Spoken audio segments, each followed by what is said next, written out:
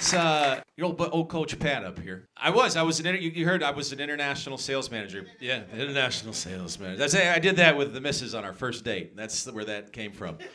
So stupid. But I always loved making people laugh, and I lived in Denver, and I went to their open mic program at Comedy Works, which is a phenomenal room. And I had 2 minutes, and I was 23, and I talked about what a 23-year-old guy would talk about, which is nothing you talk about. And I did well. I got great reactions. It was the greatest night of my life. I did a second show, and I did 5 minutes, and it went great. And I immediately thought, I'm going to be the greatest comedian of all time.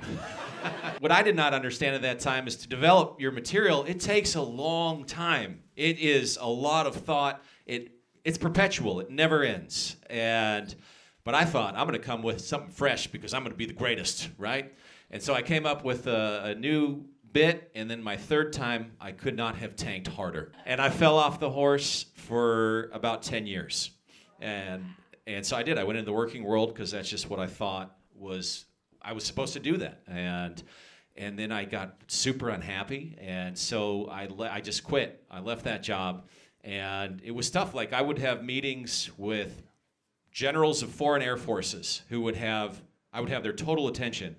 And then I was going to open mics where, if you haven't been in an open mic, it's one of the worst things you will ever go to. I couldn't even get 22-year-old kids to look up from their phones, let alone the local drunk, to stop yelling at the TV.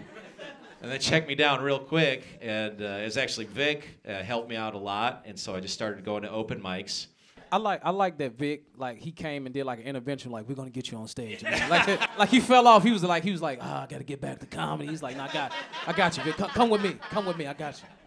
That is, honestly, it was so funny. This is kind of how it happened. He met me I was working this job at the time in the West Loop, like way far out west, and I was like, let's talk about this. Instead of going to like get coffee, we just walked from the West Loop all the way back to downtown. So it was just this like desolate walk, and I was like, look, it's gonna be real hard. I'm like, you're gonna want to quit all the time, and I was like, it was an interesting, like, we just walked and talked, and then now here he is producing a show at Zany's, so worked out. Yeah. Thanks, buddy.